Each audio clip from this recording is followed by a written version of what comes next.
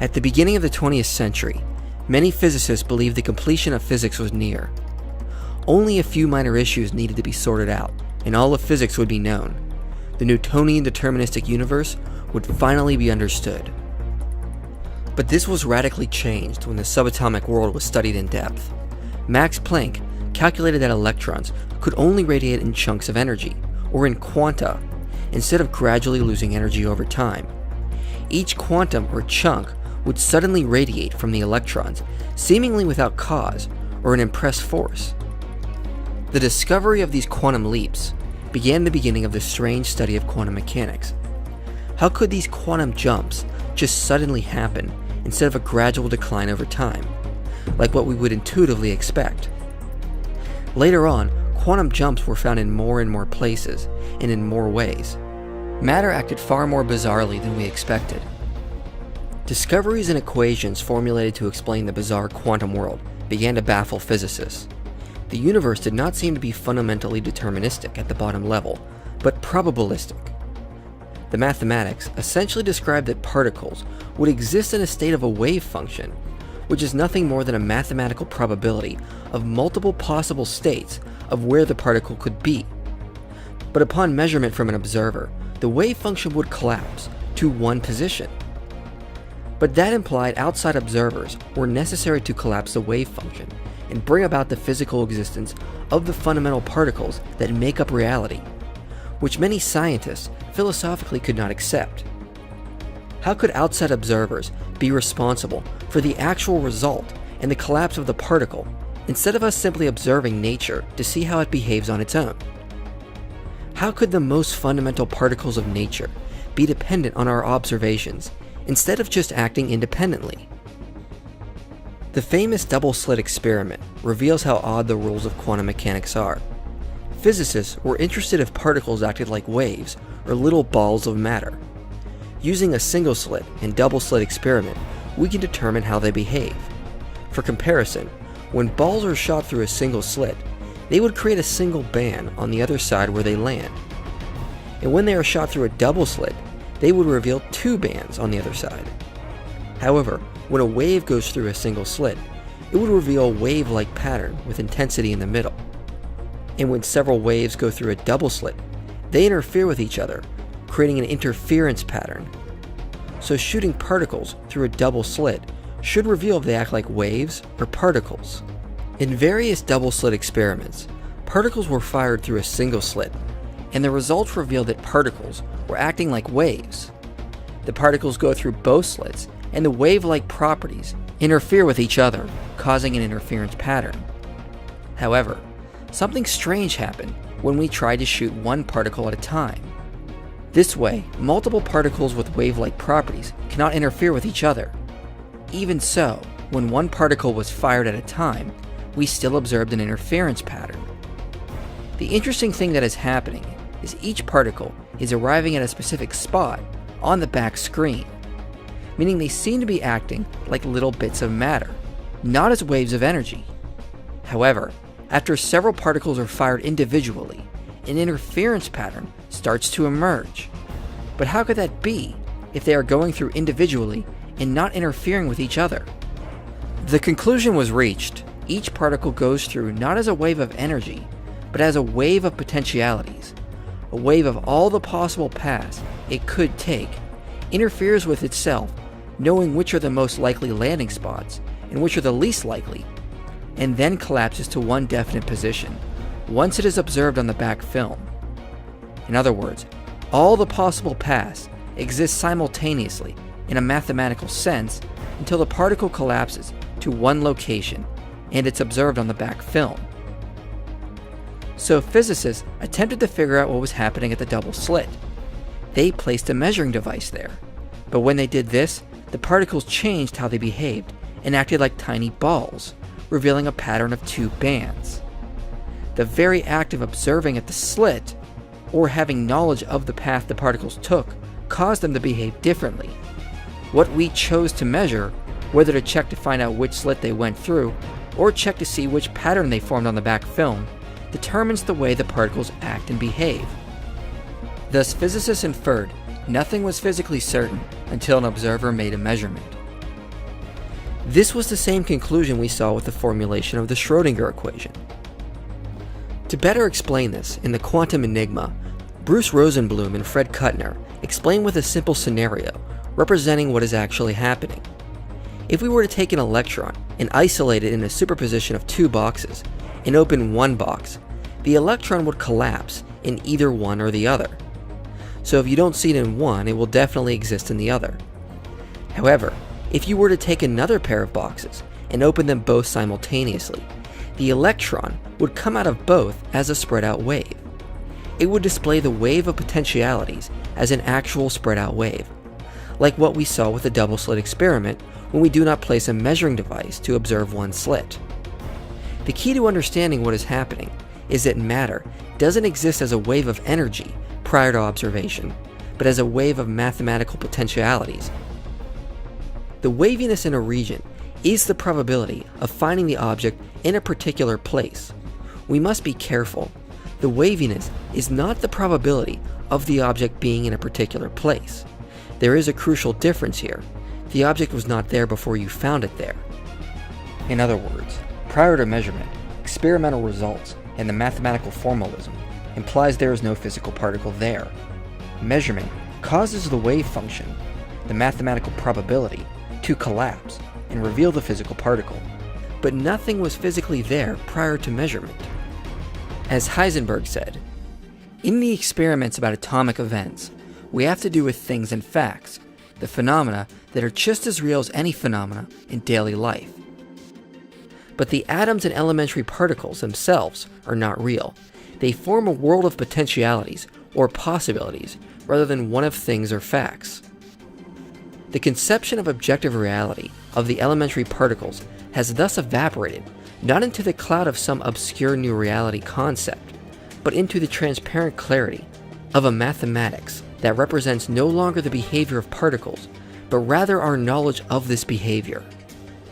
Many suggested this may only be the case with really small particles, but later experiments only demonstrated the same results with atoms and even larger clumps of atoms. When Anton Zellinger was asked where the limit was, his reply was budget. All of matter is governed by the strange rules of quantum mechanics. Even though decoherence produces the appearance of the classical world, the rules of quantum mechanics would still apply at the fundamental level for all of matter. Decades ago, when this was first discovered, many scientists could not handle the philosophical implications. It just seemed too bizarre to be true. Many physicists like Niels Bohr ignored the philosophical implications and encouraged the practical approach to quantum mechanics. In other words, do not worry about the philosophical problems, just focus on the fact that it works. But some, like Einstein and Schrödinger, were deeply troubled by the results of quantum mechanics. So in 1935, Einstein and two of his colleagues came up with a thought experiment to debunk quantum mechanics. They proposed if you placed two particles in a joint superposition and then separated them with a great distance, an observation of one would instantly affect the other, which Einstein called a spooky action at a distance. The point was that information between the two could not travel faster than the speed of light. So there must be some sort of undiscovered hidden variable that was actually causing the strange results of quantum mechanics, and not observation itself. That matter acted independent of observation, and only appeared to be observation dependent from our perspective. However, in the 1960s, John Bell began to explore this thought experiment and proposed an inequality. If this inequality was shown to be false, then the local hidden variable theories would be falsified, and matter would be dependent on observation. This was put to experimental test in 1982 by Alan Aspect, and the results confirmed Bell's predictions. Bell's inequality was violated. This confirmed what quantum mechanics was telling us. Prior to measurement, objects have no defined properties or location. The act of an observer creates the existence of the physical objects and the properties they entail. Who deserves to trust their intuition more than Einstein? And Einstein's intuition told him, like everybody's intuition tells them, that things are really there when you're not looking at them. Well, he was wrong, right? That intuition is incorrect. To avoid this, many like John Bell proposed the existence of non-local hidden variables and the existence of Leggett's inequality. However, in 2007, they were also falsified, this time by Anton Zellinger and his team. Then in 2013, the last testable loophole was closed, showing there are no classes left of testable hidden variables. The collapse of the wave function and the existence of physical particles clearly must depend on the observer, not on some unknown hidden variable somewhere in nature. So recent experiments led by the group at the University of Vienna, Austria, provide the most compelling evidence yet that there is no objective reality beyond what we observe. So it's really the observation that creates the reality. And what they found is that Leggett's inequality is violated as well as Bell's. Even if you allow for instantaneous influences, quantum measurements do not fit with the idea of an objective reality. So as they say in the magazine, rather than passively observing it, we in fact create reality. And then on top of this, the Koch-Inspector theorem was experimentally confirmed in 2011. The philosophical implications also support the notion physical reality is not there without an observer, as Anton Zellinger explains. The Koch-Inspector theorem talks about properties of one system only. So we know that we cannot assume, to put it precisely, we know that it is wrong to assume that the features of a system which we observe in a measurement exist prior to the measurement. Not always, I mean in certain cases. So in a sense, what we perceive as reality now depends on our earlier decision what to measure, which is a very, very deep message about the nature of reality and about our role in the universe. We are not just passive observers. In other words, the Koch-Inspector theorem confirms the notion reality is dependent on observation. You can't separate observers from reality, like the idea of watching nature play out on a stage. Our actions now very much determine the results, especially the collapse of the wave function and the existence of particles in their physical form. This only correlates with the conclusions of this study, which shows objectivity, determinism, and independence combined are incompatible with any theory about the universe, and not only with quantum mechanics, but with classical approaches as well. In other words, you can't have a universe that is objective, deterministic, and also independent from observers, as we once thought. All the data has confirmed this through multiple experiments, that reality is dependent on observers. Whether it is the interaction-free experiments, Cheshire Cat experiments, delayed choice quantum eraser experiments, with subatomic particles or even atoms, or even non-local delayed choice quantum eraser experiments, where the measuring devices were separated by several kilometers. All this has led to the conclusion that physical reality is dependent on there being an observer to collapse the wave function. Now, as we said earlier, many have suggested and still attempt to say this is only true of the quantum world, but not the macro world. Pragmatically, this is true, but it doesn't change the fact that everything is built on atoms, the very particles that are dependent on observation. Thus, the fundamental nature of reality is dependent on observation. Second, the reason we do not see the results is because atoms are so tiny that their probability spread is so small we would never notice a change. Also, there are decoherence effects, as we explained in this video. And finally, even with these facts, we still have observed quantum effects with macro objects, if they are isolated from decoherence. In 2009, physicists at the University of California demonstrated quantum entanglement between two aluminum chips, big enough to be seen by the naked eye. In 2010, the largest object ever put in a quantum superposition was a small metal paddle, which was demonstrated to be in motion and motionless at the same time. We have actually seen this numerous times, so you cannot separate the quantum world from the macro world. As Anton Zellinger said, the only limit is budget. Others have opted to save the classical world with different interpretations, but we've critiqued these in other videos, and have shown they are either not complete or entirely ad hoc in their attempts to get around these implications. So what about Niels Bohr's approach? That the wave function is not real, but is just a mathematical tool which represents our lack of knowledge about the system. This was recently experimentally challenged though. The results gave strong evidence the wave function is true for reality and actually real, not just an epistemic tool. The true nature of reality is the wave function, and observation causes it to collapse to physical particles. Some also try to suggest that interaction and decoherence can adequately explain the collapse of the wave function.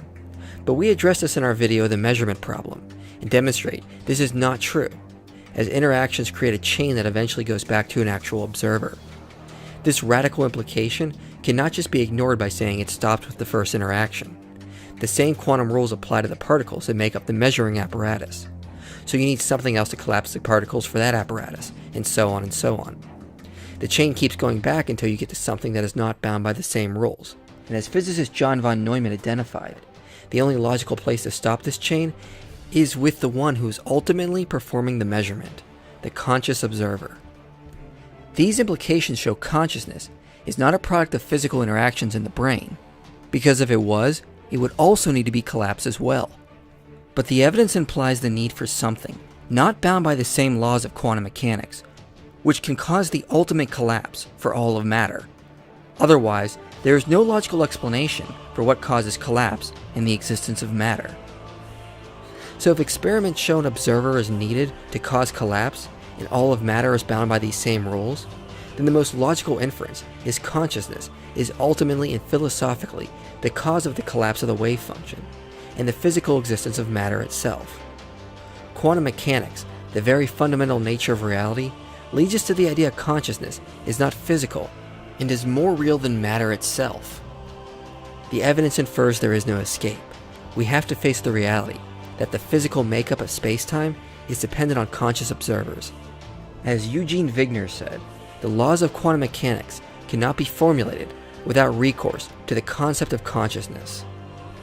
Henry Stapp says, the solution hinges not on quantum randomness, but rather on the dynamical effects within quantum theory of the intention and attention of the observer. Stephen Barr says, human beings are observers, and perhaps the only observers. This fact clearly has potentially huge implications for the question of whether the human mind is entirely reducible to physics and mathematics. The very fundamental nature of matter implies consciousness is not a product of it, but that the opposite is true. Physical matter is a product of consciousness, thus leading to an idealistic or dualistic approach to reality. The physical universe is a product of mind, and the very fundamental pieces of reality require an observer. The old view of materialism is inadequate in fitting the data. There are simply no hidden variables and no interpretation of quantum mechanics that cannot account for the data without being ad hoc. Reality is dependent on conscious observers. As Nobel Prize winner Eugene Wigner said, while a number of philosophical ideas may be logically consistent with present quantum mechanics, materialism is not.